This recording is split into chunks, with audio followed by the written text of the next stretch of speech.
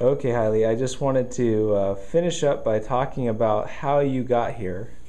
You are enrolled in college up in Michigan, and you actually came here from Ethiopia. Mm-hmm. How long ago again? How long have you been here? Nearly 2 years. Nearly 2 years. So we were talking. You had called after the television show, Mm-hmm. and you said, could there be anything done? You had been. How many years had you been on medication? Just 10, at least 10 years. 10 years, and you tried all of the major medications for Yeah, ulcers. I know what that's something that I always tell to my friends. They tell me to take drugs to go see physician, but ulcer, it's known. I know what my physician is going to tell me. You know, I know the tests. I have been through the tests, all of them. But when it comes to taking drugs, he's not going to tell me anything new. I have tried all the therapies, all the drug therapies. You were a pharmacist by trade, and you did know all of them. Mm-hmm. Okay. Now, being a student and being from Ethiopia, you had saved all your money basically to get over to America Mm-hmm. and put a little bit down on your tuition at college.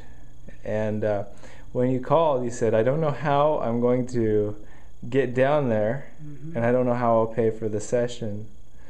But I just wanted to share how I said, well, let's just pray. What did you think? Did you think you'd be able to make it down?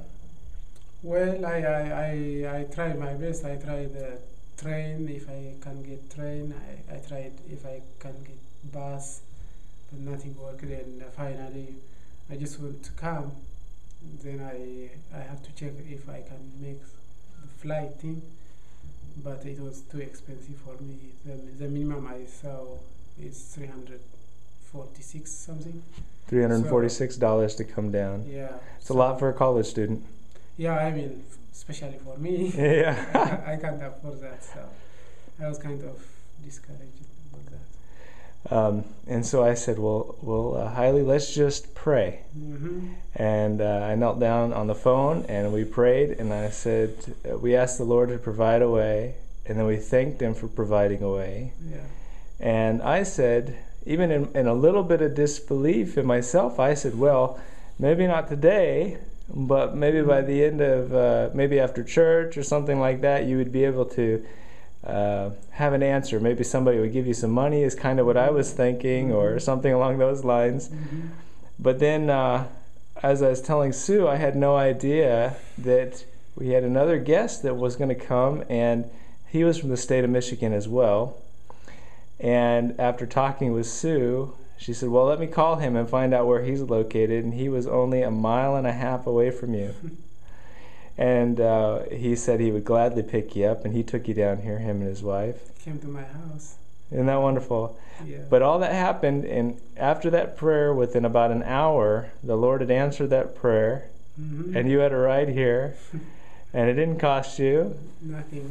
Yeah, that's wonderful. Yeah, something that I was confident that God wants me to come here is the way I saw the program in 3AV, and it was not a normal time for me to sit in the TV and watch. Well, I didn't even watch the whole program actually. Uh-huh. I don't know what I was thinking. I was planning, but I just sit in the couch and just open the. What time was it? I think it was in the afternoon. I think it was the first time, not in the 2 o'clock thing, but it was in the afternoon. Okay, but you just normally aren't watching television at that time, and you turned it on. Yeah, that's not time for me to watch TV. Yeah. I don't have special. I always try to be in the TV to listen to David Ashley and Sean Bolstra, and then, but this time I just open it and in the middle of the talk, and I am interested in health related things, and then it was just for me, and so that tells me that really God wants me to, to go and try this thing.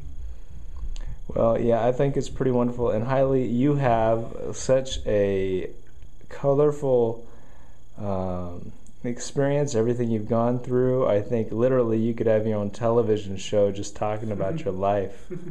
You have fascinated me with all of the stories growing up, and I think that maybe at some other point we could do something where we could tell others about what you've gone through, because you have had an awfully, well, a lot of people would be discouraged, awful upbringing, and yet the Lord has seen you through. And we were talking last night, sometimes the prayers were not always answered right away, but they were always answered when they had to be answered.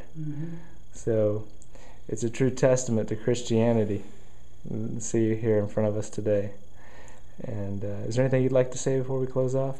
Well, don't get mad when I call you now and then. I'm going to call you now and then.